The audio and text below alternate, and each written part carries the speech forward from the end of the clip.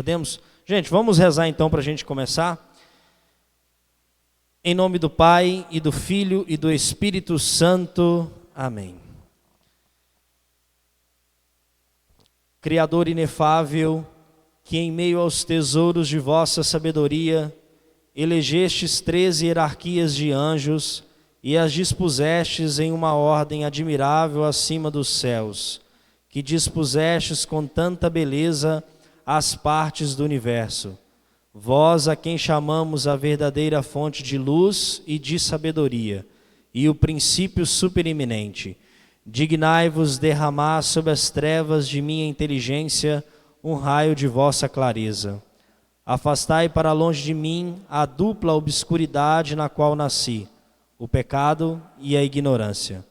Vós que tornais eloquente a língua das criancinhas, modelai a minha palavra e derramai nos meus lábios a graça de vossa bênção. Dai-me a penetração da inteligência, a faculdade de lembrar-me, o método e a facilidade do estudo, a profundidade na interpretação e uma graça abundante de expressão. Fortificai meu estudo, dirigi o seu curso, aperfeiçoai o seu fim, vós que sois verdadeiro Deus e verdadeiro homem, e que viveis nos séculos dos séculos. Amém. Ave Maria, cheia de graça, o Senhor é convosco. Bendita sois vós entre as mulheres, e bendito é o fruto do vosso ventre, Jesus. Santa Maria, Mãe de Deus, rogai por nós, pecadores, agora e na hora de nossa morte. Amém.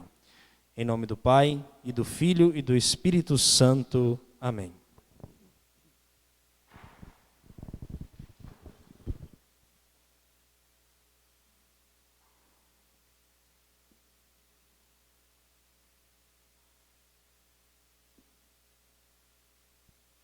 Antes da gente começar a aula de hoje, vamos fazer uma recapitulação importante a respeito daquilo que a gente estudou até o presente momento. Na aula número 2, a pergunta da aula é: quem é Deus? Então nós vimos que Deus, Ele deu ao ser humano a inteligência, e o ser humano, pela sua inteligência, olhando as criaturas que existem, tudo aquilo que foi criado, através então das criaturas, ou seja, pelos efeitos que Deus operou, afinal de contas Ele é a causa, pode retornar nesses efeitos e chegar à conclusão de que existe um Deus. A partir dessa conclusão, a gente chega a outras conclusões, de que este Deus, Ele não pode ser da mesma linha, da mesma ordem que as criaturas, porque senão Ele tem a mesma natureza que elas, e a natureza dessas criaturas exige pelo menos uma delas terem potência, ou seja, a possibilidade de alteração. Então Deus não pode se alterar, porque senão Ele pressuporia algum ser anterior que o alterasse, e afinal de contas Ele não seria Deus assim. Então nós vimos isso, vimos que Deus é Espírito e por aí vai. Terceira aula, nós vimos a etapa da revelação. Lemos aquele trecho do Papa Pio XII, que diz para nós que o estado histórico em que nós nos encontramos exigia uma revelação, um auxílio direto de Deus para que nós pudéssemos conhecer, por vários motivos. Entre eles, o motivo de que a nossa inteligência fraquejou com o pecado, ela não foi destruída, mas ela fraquejou com o pecado, e que muitas vezes o aspecto moral da coisa nos afasta daquilo que nós conhecemos. Afinal de contas, conhecer uma verdade é por necessidade obedecê-la. Então, se eu conheço uma verdade usando a minha inteligência, mas às vezes aquilo vai me exigir uma transformação de vida, eu recuo. Então o Papa Pio XII falou: Deus se revela para justamente você não ter assim, essa desculpa. Está lá na verdade, está revelado e ponto final. Aula número 4, o título dela é a transmissão da revelação. Nós vimos sobre a tradição apostólica, vimos sobre a tradição, a sagrada tradição, que é a transmissão oral, e que a tradição apostólica começa a vigência dela pelos apóstolos com uma transmissão oral. E falamos também que os apóstolos usaram do texto do Antigo Testamento como base de escritura para mostrar que aquilo que Cristo ensinou, aquilo que Cristo fez, estava lá no Antigo Testamento previsto em profecias, pelos profetas, lá mesmo nas promessas feitas a Moisés, por exemplo, de um grande profeta que viria, etc. E depois nós vimos também que esta oralidade, algumas partes dela foram fixadas. Então, sim, o texto sagrado é a fixação de uma parte. Nós lemos aquele trecho do Evangelho de São João falando disso. Muitas coisas poderíamos ter escrito aqui, não teríamos livro suficiente no mundo, daquilo que Jesus falou, fez, andou e etc. Então, sim, é uma parte. Mas a revelação é transmitida toda, não uma parte. A transmissão é feita toda, a totalidade. E essa totalidade também precisa ser verdadeira. Não adianta nada que Deus tenha revelado a verdade, mas a transmissão dessa verdade fosse assim, viesse meio bagunçada, ou algum erro ali escondido no meio, não adiantaria nada. A gente teria o que é levado até a gente, mas assim, o meio que foi usado contaminaria a coisa, na prática não resolveria o nosso problema. Aí a aula número 5, nós começamos o estudo das Sagradas Escrituras. Então nós vimos aspectos importantes, que Cristo é a única palavra de Deus. Nós vimos também sobre as camadas da significação, sobre o acontecimento histórico, os elementos transitórios, elementos permanentes, as palavras permanentes, os acontecimentos permanentes e as verdades eternas. E vimos os critérios que a igreja nos oferece para interpretar a Sagrada Escritura de um modo autêntico e católico, que é prestar atenção ao conteúdo e à unidade de toda a Escritura, ou seja, um texto da Escritura não pode desmentir outro texto da Escritura. Um texto não pode desmentir o todo, existe uma unidade na Escritura. Afinal de contas, a Escritura fala de Cristo, e Cristo é uma palavra. Isso aqui eu até falei, eu acho, na aula passada sobre isso, né? Quando o ministro leitor vai ler, ele não lê, termina com palavras do Senhor. Não, a palavra é uma só. É um verbo apenas, é uma palavra. E segundo ponto, ler a Escritura na tradição viva de toda a igreja. A tradição é viva, então a coisa está acontecendo, a revelação está acontecendo, não a revelação no sentido de que coisas novas estão acontecendo, mas o depósito da fé está aí, e a igreja vai interpretando esse depósito da fé de forma viva, não é morta. Afinal, o cristianismo não é a religião de um livro, é a religião de uma pessoa viva, que é Cristo. E terceiro ponto, está atento à analogia da fé. Uma verdade de fé se relaciona com a outra. A aula passada nós falamos dos sentidos das Escrituras, o sentido literal, e daí a gente falou dos gêneros literários, e falamos do sentido espiritual, o sentido alegórico, o sentido moral e o sentido anagógico. E a gente começa a aula de hoje. Eu queria começar a aula de hoje com uma primeira polêmica a respeito da formação do cânon. Existiu um cidadão chamado Marcião. Quem foi o Marcião? Marcião chegou à seguinte conclusão, e talvez você em algum momento da sua vida tenha chegado a essa conclusão também. Marcião falou assim: olha, eu olho para o Antigo Testamento, eu vejo Deus mandando fazer uns negócios meio esquisitos, matando, muita morte, muita confusão, muita guerra, aquela coisa toda, e vai lá, invade, faz isso, o faraó, e as pragas, aquela coisa toda. Ele disse assim, e eu olho para o Novo Testamento, e vejo que Deus parece ser mais brando, mais tranquilo, mais amoroso. Ele parece ser justamente a antítese do Antigo Testamento. Aí Marcião virou e falou assim, é a solução muito prática de se resolver. O Antigo Testamento não entra nas Escrituras. Exclui o Antigo Testamento. As Escrituras cristãs, então, seriam apenas o que seria o único testamento, nem o novo, né? O único testamento, com os livros que foram escritos a partir da revelação de Cristo. A igreja rejeitou isso. E eu cito aqui para vocês o trecho lá da segunda carta de São Paulo a Timóteo. Escrevi aqui para vocês. Segunda carta de São Paulo a Timóteo, capítulo 3, versículo 16.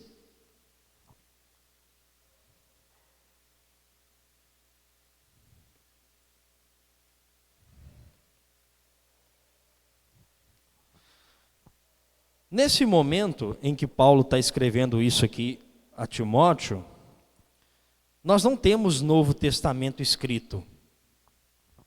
Então ele está se referindo ao Antigo Testamento. E ele diz assim: toda a Escritura é inspirada por Deus e é útil para ensinar, para argumentar, para corrigir, para educar conforme a justiça. Assim, a pessoa que é de Deus estará capacitada e bem preparada para toda boa obra. O próprio apóstolo já responde a questão aqui do Marcião. Toda a Escritura, qual a Escritura? Não tem Novo Testamento. Não tem cânon do Novo Testamento formado. Essa carta foi escrita, inclusive, antes do Evangelho de São João. O que toda é essa, se o Evangelho de São João ainda não estava escrito? Então, ele está se referindo ao Antigo Testamento. A gente vai ver qual que é esse Antigo Testamento também. Mas já rebate essa tese do Marcião de que somente a revelação com Cristo é válida para o cristianismo. Não. O catecismo, ele também vai confirmar essa tese do apóstolo Paulo, dizendo assim, no parágrafo 21, parágrafo 121. O Antigo Testamento é uma parte indispensável da Sagrada Escritura. Indispensável. Vamos lembrar de duas coisas aqui. A primeira, o critério lá de interpretar a Sagrada Escritura de um modo autêntico e católico. Você precisa interpretar a Escritura dentro da unidade da Escritura. E a unidade passa não somente entre um evangelho e outro, mas entre toda a Escritura. Toda a Escritura. Então o Antigo Testamento está incluso nisso.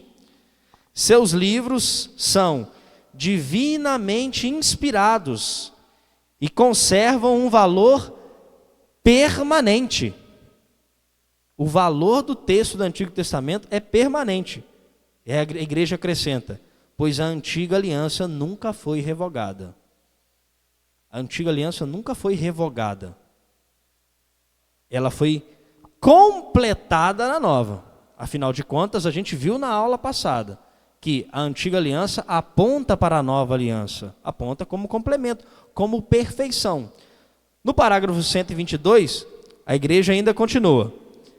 Com efeito, a economia do Antigo Testamento estava ordenada principalmente para preparar a vinda de Cristo, Redentor de todos. Então, se está lá porque é preparar a vinda de Cristo, ela não foi revogada. Embora contenham também coisas imperfeitas e transitórias. Por que imperfeitas? Porque se preparava para o Cristo. A perfeição viria quando o Cristo viesse. Então, as imagens ainda são imperfeitas, coisas são transitórias, mas o valor é permanente. Os livros do Antigo Testamento dão testemunho de toda a divina pedagogia do amor salvífico de Deus.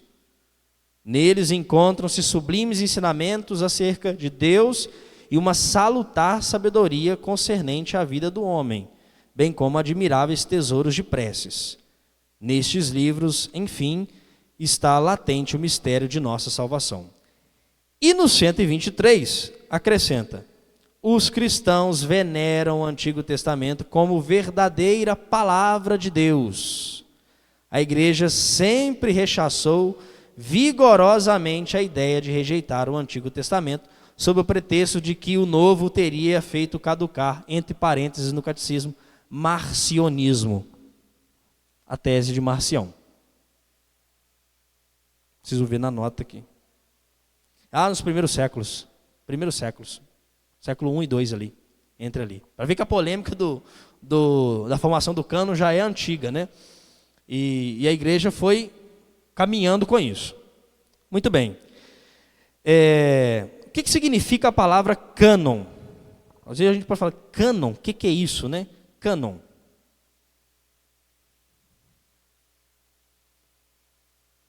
Cânon significa uma régua, medida. A própria palavra cânon atina para nós numa coisa. A coisa que é medida A coisa que é medida não pode medir-se a si mesma. Quando você vai medir o tamanho de um banco, você não usa o próprio banco para medir o tamanho dele mesmo. Você usa alguma outra coisa para medir o tamanho dele. Não é isso? Uma trena, uma régua, sei lá o que você vai usar. Aqui a gente olha o seguinte. A medida, a régua ou a regra usada para conferir para as pessoas, para que nós possamos ver, não é que a régua vai colocar no texto a sua canonicidade. Ela vai medir. A régua precisa ser anterior ao texto. Ela já precisa existir. E eu bati nessa tecla nas 2 últimas aulas dizendo o seguinte: a revelação já estava aí. O texto era considerado canônico ou inspirado se ele estava de acordo com a revelação que já estava aí. E a revelação estava onde? Estava na igreja. Então, quando Dom Henrique Soares falou aquela vez, e o pastor Silas Malafaia quase virou cambalhota para trás, o Dom Henrique falou assim: a igreja veio antes da Bíblia. O Dom Henrique Soares estava dizendo isso aqui. A igreja já existia, porque a revelação já existia. O texto então vem depois.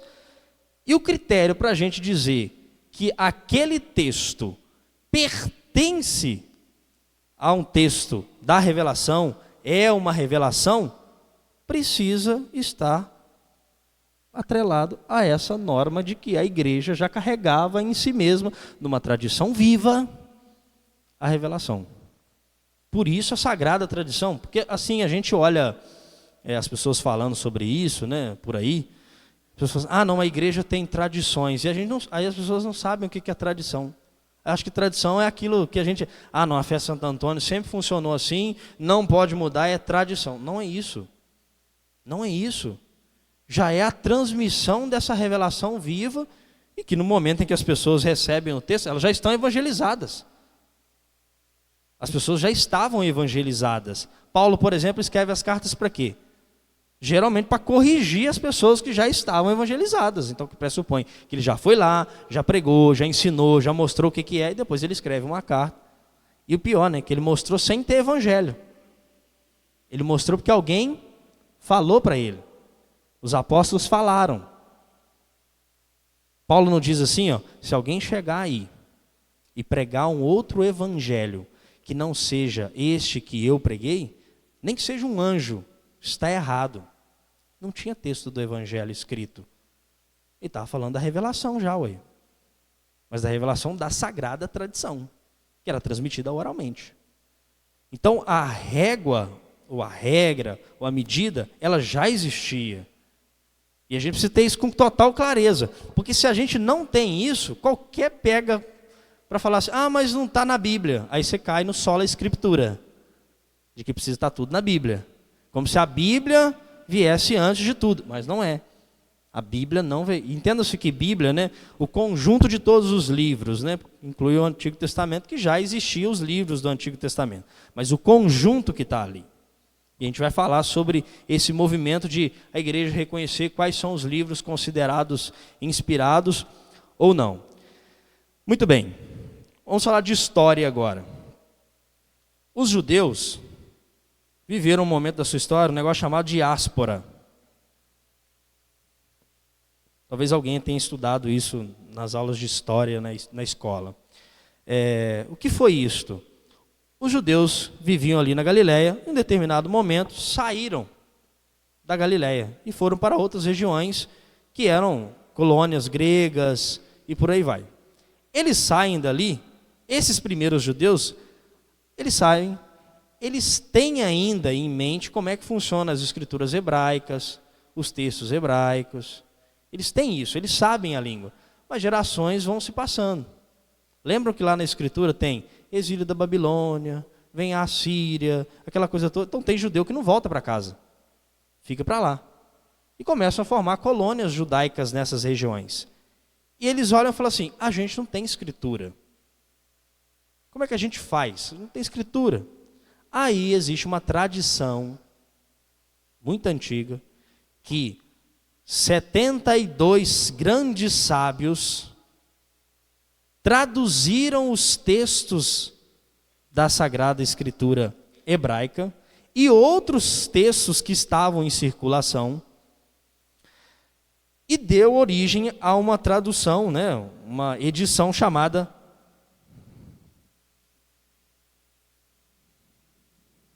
Septuaginta, ou tradição ou tradução dos 70, no caso dos 70 homens que eram sábios e traduziram aquilo. Esse texto é o texto grego, então o texto hebraico e o texto em grego. Muito bem, pergunta para a gente, questão óbvia. São Paulo vai à comunidade de Corinto. Lá na comunidade de Corinto, todos que estavam lá falavam em hebraico? Não. Então qual texto da toda a Escritura é divinamente inspirada, usada por Deus para ensinar, corrigir, etc. Qual texto que Paulo usa? O texto da Septuaginta. Ele usa o texto grego como critério, como modo de mostrar aquelas pessoas sobre o Cristo.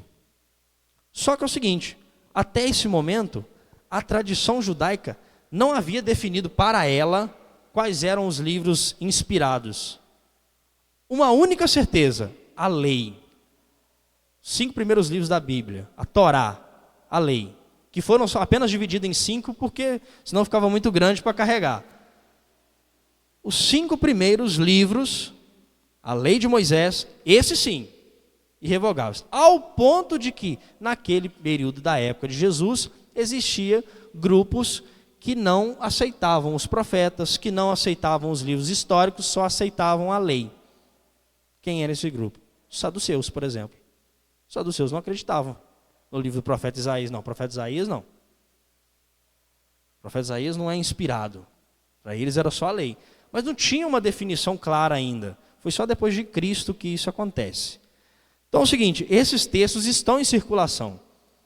Esse livro que eu indiquei aqui na nossa primeira aula, ele trata com muito mais detalhe, né, nos livros, sobre como a Septuaginta foi usada pelos apóstolos. E há referências no próprio texto do Novo Testamento da Septuaginta. Porque, por exemplo, se a gente abrir a nossa Bíblia, e ela do Antigo Testamento, e ela tiver escrito lá que a tradução foi em hebraico, a gente vai perceber que naquele trecho em que fala assim, uma jovem conceberá e dará à luz a um filho e chamará-lo de Emanuel. O texto em hebraico estava escrito uma jovem. O texto em grego estava escrito uma virgem. E como é que aparece no Novo Testamento? Uma virgem. Então quer dizer o seguinte, se o texto que foi usado pelos apóstolos não é a Septuaginta, ele deveria estar escrito lá, uma jovem. E a gente estaria discutindo talvez aqui se a Virgem Maria é Virgem Maria ou não. Mas está escrito virgem. Por quê? Septuaginta. O texto em grego. Isso é história, é só a gente analisar isso, né? O professor Alessandro Lima já facilitou a vida para a gente. Então é o seguinte, até aqui isso tem que estar claro, tá ok? Quais eram os livros que pertenciam à Septuaginta? O professor Alessandro Lima, ele elenca aqui quais eram os livros que pertenciam à Septuaginta. Eu quero ler só aqui uns livros que não tem na nossa Bíblia, para que a gente possa perceber que existia lá textos que depois a igreja não adotou como o cânon. Por exemplo, Terceiro Macabeus. Na Bíblia tem primeiro e segundo Macabeus. Septuaginta tem o terceiro e quarto Macabeus. A igreja não adotou esses livros como inspirados. Ela não adotou. A gente vai ver depois qual é o esquema que foi usado, o critério para isso, né? Você tem o livro de Susana. Esse livro foi aglutinado depois. Separadamente ele não foi adotado, ele foi aglutinado. E por aí vai. Tem uma edição brasileira, né, tradução da Septuaginta, que quem quiser curiosidade olhar lá, podem olhar. Então, até aqui, para a gente concluir esse ponto aqui, a gente chega aqui à conclusão de que alguém precisa reconhecer a canonicidade dos textos. Beleza? E alguém, para reconhecer a canonicidade do texto, precisa ter autoridade para isso. Quem tem autoridade para isso? Se alguém falar assim, são os apóstolos, mas isso aí só se define depois que os apóstolos morrem. Sucessão dos apóstolos, que a gente já estudou sobre isso lá no tema da tradição apostólica. Tá bom? Porque não adiantaria nada para nós, os apóstolos transmitiram, verdade, ok, mas depois agora é cada um por si, Deus por todos, aí não resolveria problema nenhum, estaria todo mundo na mesma, não é isso? Muito bem. Olha só, o professor aqui, Alessandro Lima, ele faz uma recapitulação de como que foi a discussão até o século XII. Do século I até o século XII, a discussão sobre quais eram os livros inspirados. Quais são os livros inspirados? Quais livros são a palavra de Deus? Aí ele resume aqui para nós aqui essa discussão toda. Ele diz assim, ó, a igreja dos primeiros tempos não adotou o Antigo Testamento, para o Antigo Testamento, o cânon hebraico. Se a gente pegar a edição hebraica do Antigo Testamento, ela é igualzinha à edição do Antigo Testamento das Bíblias protestantes. Porque Lutero adota o cânon hebraico, que acontece depois de Cristo. Não existia na época de Cristo uma definição do cânon hebraico. Não existia. Tanto que eu trouxe para vocês aqui, os saduceus e os fariseus divergiam lá sobre os livros que não eram os livros da lei. Mas nós vamos entender por que Lutero adota o Antigo Testamento hebraico, né? O cânon hebraico. Livros como Baruque, a Carta de Jeremias, Susana e o livro Bel e o Dragão, os dois últimos como apêndices do livro de Daniel, que constavam na Septuaginta, foram consensualmente recebidos como canônicos. Ou seja, existia um consenso, ninguém duvidava daquilo. Se a gente pegar a tradição hebraica, se alguém tiver a curiosidade e a coragem de aprender hebraico para pegar lá o texto em hebraico, a gente vai perceber que o livro de Daniel e a nossa Bíblia, ele vai parar num determinado momento, porque ele existe até o hebraico só. Susana e Bel e o Dragão são textos em grego, que existiam na edição grega do livro do Daniel. Mas eles foram adotados consensualmente, todas as comunidades adotaram esses livros como inspirados por Deus. Embora os primeiros cristãos, seguindo o exemplo dos apóstolos, usassem a versão da Septuaginta, nem todos os seus livros eram utilizados para a leitura nas igrejas. Foram consensualmente recusados. Nós vimos os que foram consensualmente aceitos e os que foram consensualmente recusados. Primeiro Esdras, o nosso Esdras da Bíblia é o segundo, não é o primeiro. O primeiro Esdras, terceiro e quarto Macabeus, Odes e Salmos de Salomão, rejeitados como inspirados. Terceiro ponto, os livros de Tobias, Judite, Sabedoria, Eclesiástico, primeiro e segundo Macabeus eram consensualmente utilizados. Em algumas regiões recebidos como canônicos, em outras como eclesiásticos. Então, em algumas regiões eles eram consensualmente utilizados. Em algumas regiões canônicos, isso aqui é a palavra de Deus. Em outras assim, uns livros de sabedoria eclesiástica. Podem ser utilizados, mas não era canônico, não é palavra de Deus. Então, algumas comunidades aceitavam, outras comunidades não. Até o século XII isso, tá? Temos aí uma discussão longa sobre isso e tal. 4. O livro de Esther não foi recebido como canônico por todos. Não foi recebido. O cânon bíblico só começou a se estabelecer na igreja depois que a lista de livros sagrados começou a figurar nas decisões conciliares. Os concílios começaram então a apontar quais eram os livros canônicos. E aí, a gente tem, para seguir a risca aqui o esquema do livro, aproveitando que hoje é dia de Santo Agostinho, vamos citar aqui o Concílio de Hipona. O Concílio de Hipona, que acontece em 8 de outubro de 393. 8 de outubro de 393. Tem lá como Santo Agostinho, como ele tinha sido ordenado sacerdote 2 anos antes. Foi convidado a fazer o discurso de abertura. E lá, Agostinho fala dos textos que pertencem ao cânon do Antigo Testamento. E se a gente ler e abrir a sua Bíblia aí, são todos os livros que estão aí. 383. 383.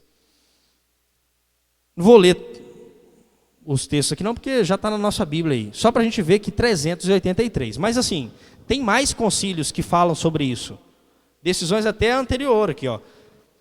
366, no cânon de Damaso, o Papa Damaso. No cânon de Laodiceia, também já fala desses livros. E por aí vai.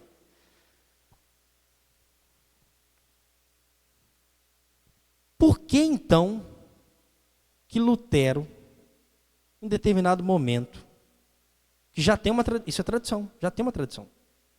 No início dos primeiros séculos houve uma discussão e tal, aí veio o Papa Damaso, depois vieram os outros concílios, e as coisas foram acontecendo, e aquilo. Aí você pega, por exemplo, você pega a Suma Teológica, hoje eu não trouxe a Suma Teológica, Tomás de Aquino diz abertamente, século 12, 13 ali, a Escritura diz. E você vê lá os livros citados, são os livros usados pela igreja. Por que nesse momento, determinado momento da história, Lutero resolve fazer isso? A gente precisa entender o contexto da própria modernidade. O que acontece nesse período? Esse é um período assim, de rejeitar qualquer tipo de autoridade. Qualquer tipo de autoridade, entenda-se Igreja Católica, é rejeitada nesse período. A igreja falou, não serve. A igreja pode ter falado que o quadrado tem 4 lados. Não serve. O quadrado vai passar a ter 5. Era só para rejeitar a autoridade. Ou alguém, um filósofo, se de preferência for ateu, ele disser que tem 4, a gente acredita porque foi um outro filósofo que usou a sua luz racional ali, sozinho, o iluminismo e tudo mais e tal. Porque antes é a idade das trevas. Rejeita-se a autoridade. Tudo que é autoridade, inclusive a gente tem uma certa resistência à autoridade até hoje. Nós somos filhos dos nossos tempos, infelizmente, né? E se a gente não souber disso, aí que a gente vai continuar sendo filho dos nossos tempos mesmo. Lutero vira e fala assim, eu não posso calcar em cima da autoridade da igreja. É uma questão lógica, né? Ele está indo contra a igreja.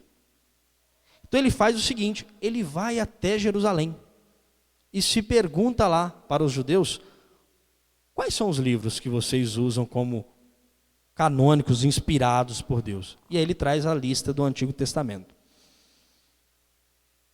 Só que é o seguinte, aí tem um problema grave.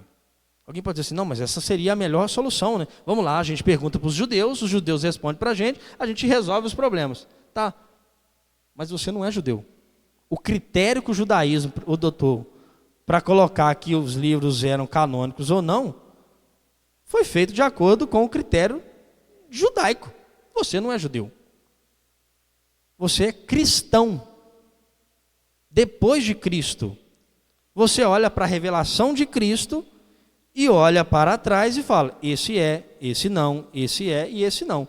E a igreja adota também o cânon hebraico de alguma forma. Mas ela não adota só o cânon hebraico. Até porque essa foi uma artimanha usada pelos judeus daquela época para concentrar em Jerusalém tudo aquilo que se referia à religião judaica, porque o cânon inspirado é o cânon hebraico, escrito em hebraico. Língua sagrada, não se escreve em outra língua, hebraico. Foi uma estratégia. Essa não tem nada a ver com o cristianismo, essa coisa. Lutero vai lá. E aí Lutero usa...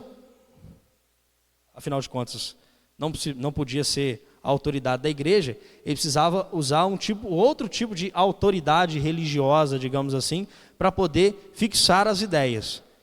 Ele volta lá em Jerusalém, pega o cânon hebraico, aglutina com certa resistência em algumas partes do Novo, que nós vamos ver daqui a pouquinho, e chega a uma conclusão: nada pode ser afirmado como verdadeiro se não estiver na Escritura, criando um princípio chamado sola Escritura. E usando o texto que nós lemos hoje no início, como se fosse o critério para ele. Que ele diz assim em São Paulo: toda a Escritura é inspirada por Deus e é útil para ensinar, para argumentar, para corrigir, para educar conforme a justiça. Ele leu esse texto e disse assim: por isso que é sola Escritura. Toda a Escritura é inspirada por Deus e é útil para ensinar, para argumentar, para corrigir, para educar conforme a justiça. Só que aqui tem um erro de leitura. Aqui está dizendo que toda a Escritura é, sim, inspirada por Deus e deve ser usada para ensinar, argumentar, para corrigir, para educar conforme a justiça. Mas aqui não diz que é só a Escritura. Ele inverteu a ordem. Eu não preciso explicar isso porque eu já expliquei isso em aulas passadas. Ele inverteu a ordem. Então, assim, o problema do sola Escritura, ele se apresenta no próprio termo. Onde está na Bíblia que tudo tem que ser da Bíblia, na Bíblia, tem que estar naquele esquema bíblico? Não foi assim que aconteceu desde o início. E tem um problema, porque do outro princípio, São Paulo escreve muito sobre isso. São Paulo fala assim, ó: nós somos salvos pela graça. A graça de Deus que salva. Aí Lutero vai e formula um outro princípio: sola gratia. Aí ele abre lá, deve ser por acaso, né? Em algum momento ele abriu e viu na carta de Tiago assim: se a sua fé não tem obras, ela é morta. Então mostra-me a sua fé sem obras, que eu mostrarei a minha fé pelas obras. E aí, se a gente olhar historicamente, Lutero não queria que a carta de Tiago fosse canônica. Ou seja, qual que era o critério do Lutero? De acordo com o que eu quero. Se é o que eu quero, é canônico. Se não, não é canônico. Então, assim, Lutero está calcado no interesse pessoal dele de confirmar as ideias dele. As ideias dele, elas não emanam da Escritura. As ideias dele tentam modificar as Escrituras. Aqui está a diferença. Então, assim, essa discussão, né, o professor aqui coloca, né, vou ler para vocês, porque isso é muito interessante.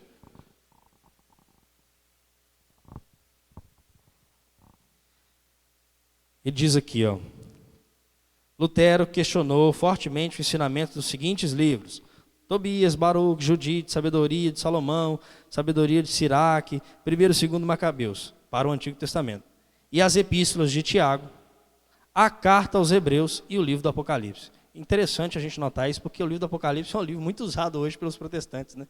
Originalmente, Lutero não queria que o livro do Apocalipse fosse colocado como um texto canônico, porque não confirmava as teses. Então, o que a gente tem na disputa sobre a formação do cânon? A gente tem uma tradição sendo desenvolvida, tradição conciliar, da igreja se perguntando sobre aquilo, analisando a revelação todinha. Ninguém foi evangelizado depois de texto. Já existia evangelização, depois vieram os textos, principalmente do Novo Testamento. Os textos do Antigo Testamento eram usados na tradição da Septuaginta. A Septuaginta era usada, e aqui eu dei o exemplo da jovem e da virgem, vocês conferirem lá na Bíblia de vocês. E nós temos definições conciliares marcando quais eram os textos inspirados. O tempo depois veio a Reforma Protestante, que mais ou menos um século antes, todas as ideias de Lutero já tinham sido rechaçadas e por grandes teólogos sobre aquilo, já tinha respondido aquilo, mas o contexto da época era um contexto de certo afastamento com relação à igreja.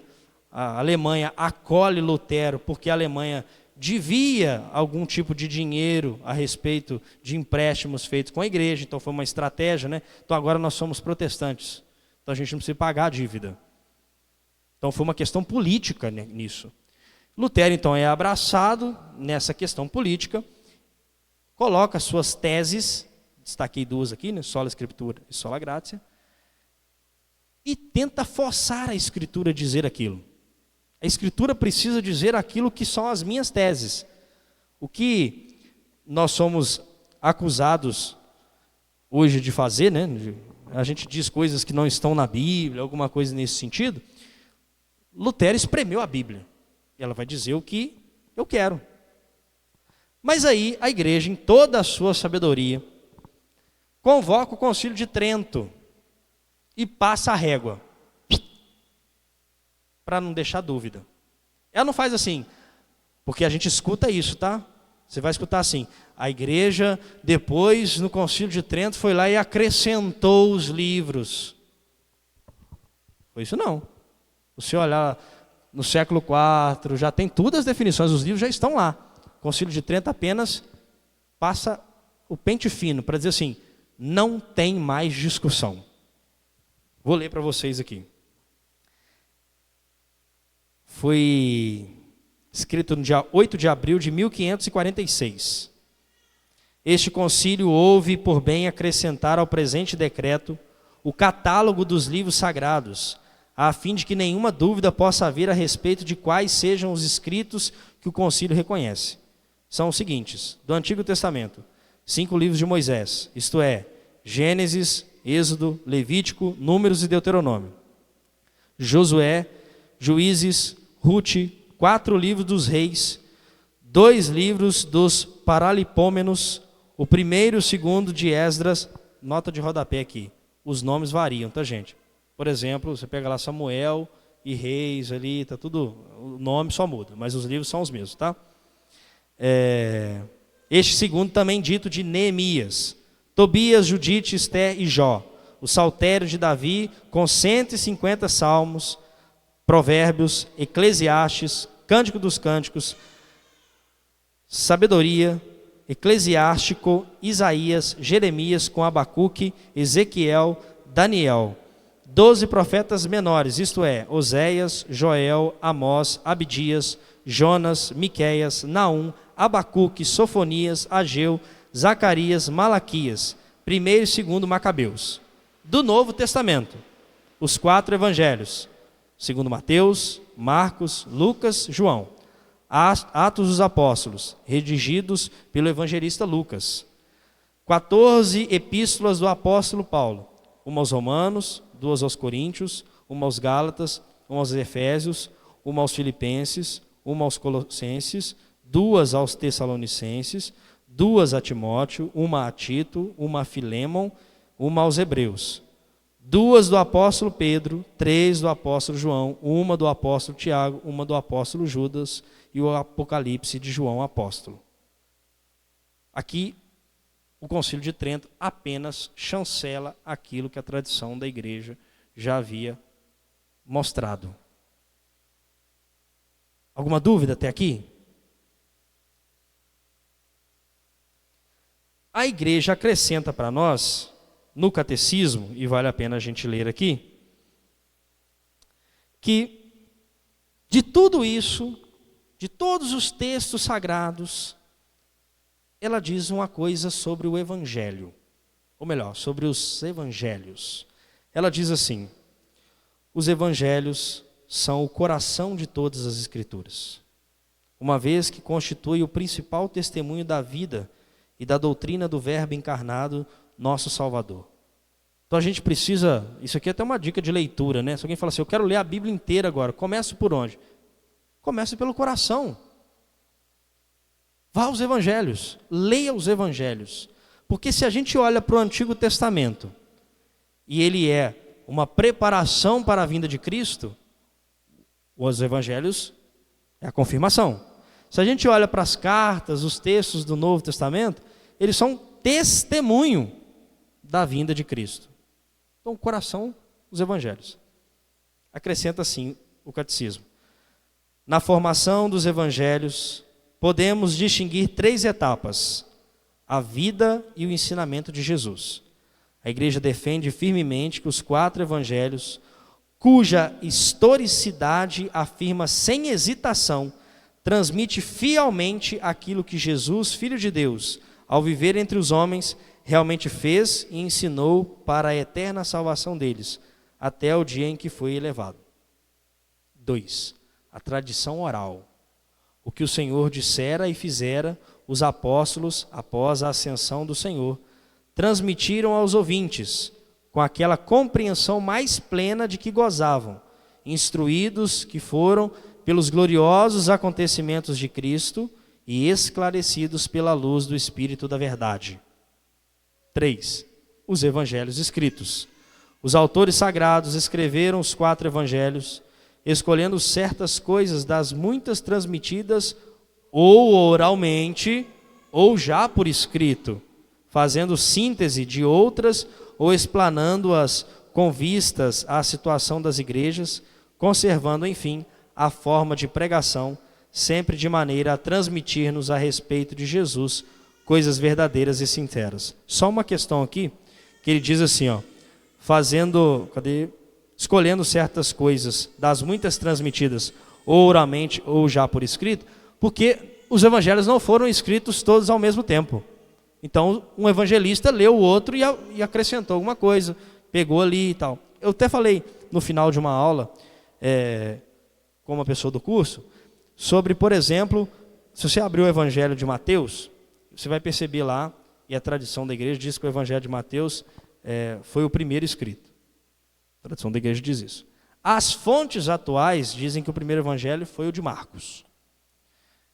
O evangelho de Marcos é o mais sucinto, o menor dos evangelhos. Mas existe uma tradição da igreja que diz que o evangelho de Mateus foi escrito em hebraico, mas essa edição se perdeu, só ficou a grega.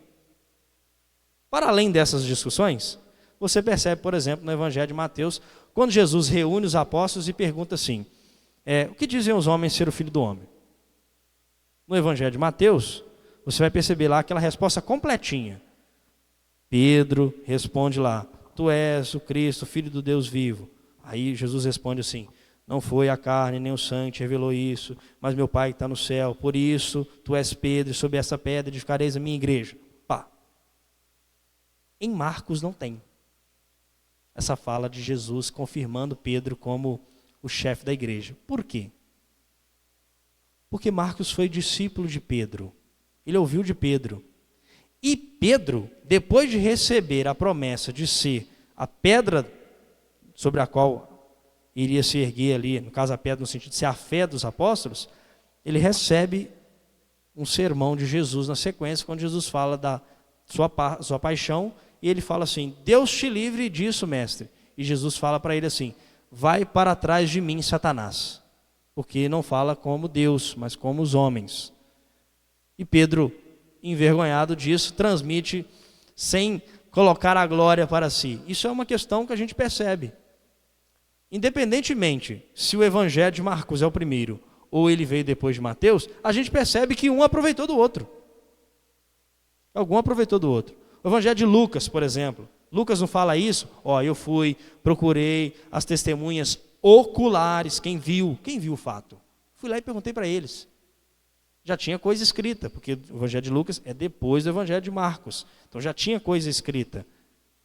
Mas ele pergunta para outras pessoas também que não tinha coisa escrita, como por exemplo a parábola do filho pródigo, só está no evangelho de Lucas. Mas oralmente ela era transmitida. É que Lucas inventou a parábola do filho pródigo.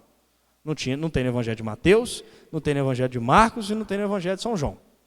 Então Lucas inventou? Não. Foi a transmissão oral, a tradição oral.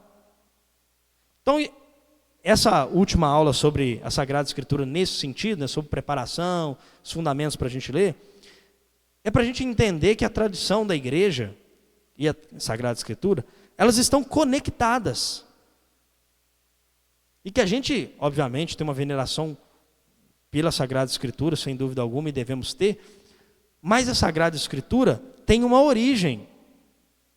Tem uma origem nos fatos que aconteceram. Jesus subiu a montanha para pregar o sermão da montanha. Um fato, aconteceu. Então, tem lá a sua origem nos fatos. Tem a origem na transmissão desses fatos, que é uma transmissão inicialmente oral, e depois tem a fixação no texto escrito. Mas não tem tudo no texto escrito. E a gente precisa, com mais firmeza quando a gente fala isso, olhar para a analogia da fé. Porque é justamente quando a gente olha isso tudo e percebe a analogia da fé, verdades da fé podem ser ditas sem estar explicitamente, repito, explicitamente nas Sagradas Escrituras. Mas que, por necessidade, por uma verdade se conectar com a outra, a gente chega a essa conclusão. Vou dar um exemplo aqui, mas a gente vai discutir isso mais para frente. Por exemplo, o dogma da Virgem Maria ser virgem antes, durante e depois do parto. Como que a gente admite que Deus Todo-Poderoso, porque no seio da Virgem Maria está lá, não é um ser humano qualquer, não é uma pessoa humana que está lá, é uma pessoa divina, é Deus Todo-Poderoso. Ele, no momento em que ele é gerado, o seu corpo, no seio da Virgem Maria, a partir do momento em que ele vem e é dado à luz a esse mundo, ele pega e deixa um rompimento, uma ausência, uma mutação negativa na Virgem Maria. Deveria ser o contrário. Deveria santificá-la cada vez mais. Afinal de contas, ela toca no Deus Todo-Poderoso. Então a igreja olha para isso e fala: Virgem Maria é virgem. Antes, virgem a gente sabe por quê. O texto da Septuaginta, tá? Que é usado pelos apóstolos, e a gente sabe por causa disso. Porque senão a gente já está falando aqui que Nossa Senhora é apenas uma jovem. Antes, durante, o ímen não se rompe. E depois. E por aí vai os outros dogmas. Imaculada Conceição, a mãe do Salvador, é preservada de todos os pecados. Lá no livro de Jó, do pecador só pode vir pecado. Se a Virgem Maria fosse pecadora, como é que ela vai gerar a carne de Cristo? Uma carne imaculada? Não, uma carne imaculada. Analogia da fé, as verdades da fé se conectando. Isso é interpretar o texto, e não só o texto, mas a tradição apostólica, que engloba a Sagrada Tradição e a Sagrada Escritura, de um modo católico. A partir de agora, na próxima aula a gente fecha isso, mas como um outro aspecto dessa introdução, a partir de agora, toda vez que a gente for fazer uma análise da nossa doutrina, baseada no credo, a gente precisa ter isso na cabeça. Porque senão alguém vai virar assim: mas onde está na Bíblia? Aí a gente vai ter que falar assim, vai ter que assistir as aulas iniciais de novo. 7 primeiras aulas para poder captar a coisa. E qual que é o esquema geral dessas primeiras aulas, já contando a aula de semana que vem? Primeiro, o ser humano, por esforço próprio, tenta buscar a Deus. O ser humano sozinho querendo, não consegue.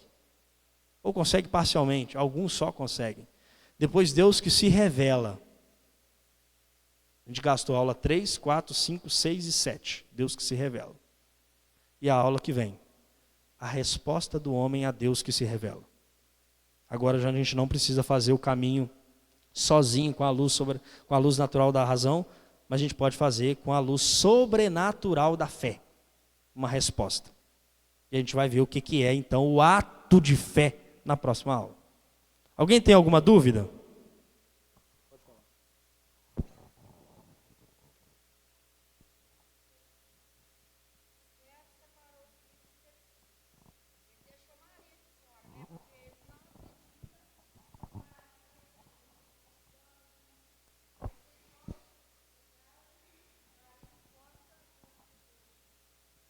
Não. Por incrível que pareça, Lutero ainda tinha uma certa devoção à Virgem Maria. Tem muitos sermões de Lutero falando da Virgem Maria. Então, assim, essa tradição aí protestante atual não é herdeira de Lutero. Essa não. Lutero... e a gente também não pode colocar a reforma protestante só nas costas de Lutero, porque tem outros reformadores também. Né? Calvino, Zuílio, aquela turma toda. Né? A gente pode falar disso, assim, seria mais interessante se fosse um curso de história da igreja, né? Que a gente viria isso com mais detalhes. Mas, por exemplo, essa coisa de ficar se perguntando o tempo todo, uma série de perguntas em cima das coisas, a gente tem que ficar, responde a primeira, mais isso, e não sei o quê, mais aquilo. Isso é técnica de Calvino. Calvino criou essa técnica. Então, assim, nem tudo está nas contas de Lutero, não. Lutero não era isso tudo também, não.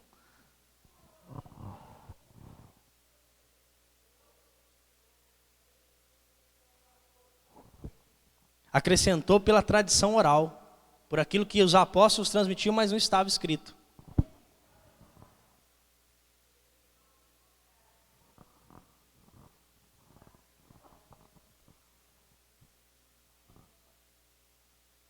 Aham.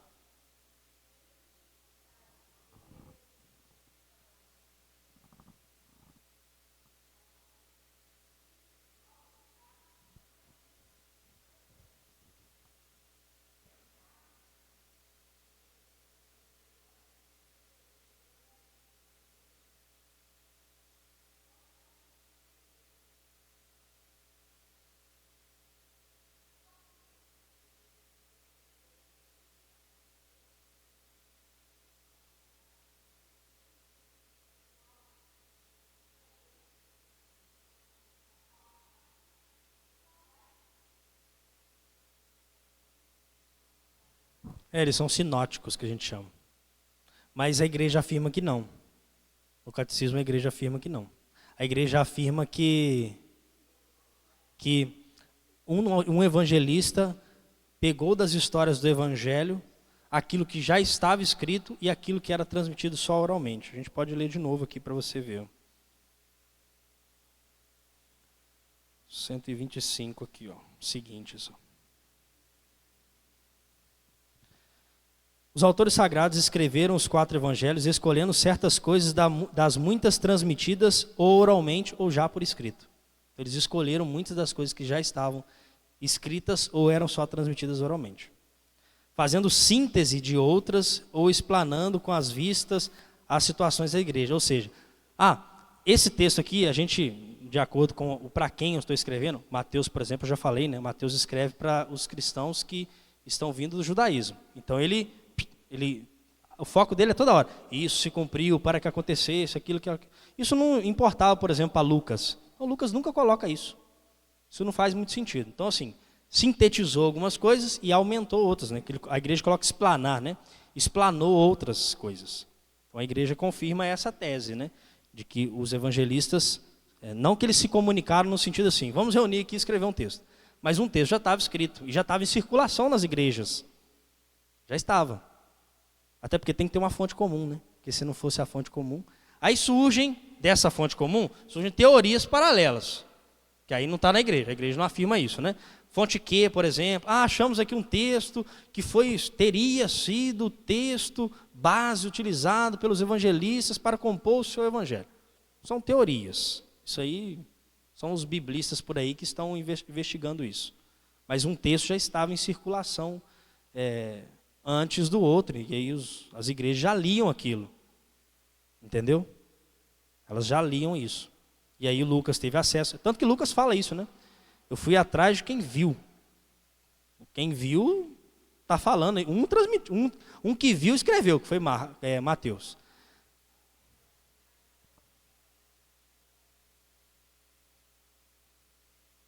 Então, provavelmente, que a gente está especulando, né? Já entramos no campo da especulação. Provavelmente, os outros apóstolos também sabiam sobre a anunciação. Mas assim, naquele contexto, Mateus, por exemplo, escolhe falar muito mais de São José na anunciação do que da Virgem Maria. Por quê? Porque ele quer confirmar que Jesus está na linha da sucessão de Davi. E ele é o filho de Davi. José aqui, ó. Tanto que na genealogia ele chega a levar até José, né? Então é isso, a igreja diz assim, de acordo com a situação, para quem os textos estavam sendo escritos, um aumentou no sentido de explanar, né? Pois detalhes que o outro não achou necessário, e por aí vai. Mas já tinham contato com os textos. Ou no mínimo já tinha contato com alguém que transmitiu o que estava escrito. No mínimo isso. No mínimo, mas assim, alguém... um evangelho aqui, fulano de tal, escreveu essa história aqui e tal. Já tinha. E já teria que ter, porque senão a igreja não teria essa transmissão inicial do evangelho e não teria como já balizar algumas coisas do texto.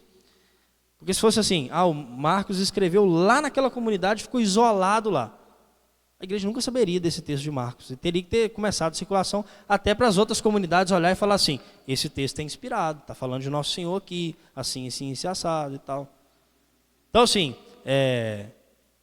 existe sim elementos que talvez assim, o evangelista não teve acesso totalmente, mas eles têm uma mesma linha nesse sentido, e muito provavelmente porque eles tiveram acesso, talvez assim, eles tiveram acesso não, porque quem já tinha escrito não teve acesso a quem não tinha escrito antes, né?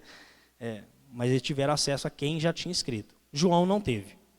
Não é que João não teve no sentido de que ele não leu o texto. Ele escreveu um evangelho completamente diferente, assim, a forma do texto. Começa com um prólogo que não tem nem algo perto nos outros evangelhos, passagens que não tem nos outros evangelhos. Ele não escreve sobre a última ceia, ele faz um capítulo 6 só sobre o pão da vida, o discurso do pão da vida. Então, assim, João tem uma outra ideia. Não é que João inventou texto. Não. Qual que era a intenção, aí volta lá na aula, lá, a intenção de São João quando ele escreve aquilo. Tem uma tradição, a tradição dos santos, né, que o evangelho de São João ele é um evangelho mais místico. Ele é mais assim, profundo das coisas do alto mesmo, né? O prólogo é isso, né? Do princípio era o verbo. Enarché hologos, está lá, né? No grego original. No princípio era o logos. Logos nem passa perto de aparecer em Marcos, em Mateus e Lucas, porque a intenção era outra, né? Lucas era muito mais detalhista, né? A gente percebe isso pelo evangelho. Até ele até coloca 3 parábolas que não tem em outros evangelhos. São parábolas assim interessantíssimas, né? Do filho pródigo, daquela moça que tem uma moedinha só no templo, da ovelha perdida e por aí vai. Então assim, consultaram, leram os textos quem veio depois, mas também consultou oralmente determinados apóstolos, grupos que já estavam transmitindo. Sugiro uma leitura. Tem um texto chamado Contra as Heresias, de Santo Irineu de Lyon. Santo Irineu de Lyon diz assim, eu sou discípulo do bispo Policarpo, e bispo Policarpo conviveu de pertinho com João, apóstolo. A gente vê que a transmissão apostólica ali, e como que uma transmissão do texto e dos ensinamentos de Cristo foram feitas. Respondi?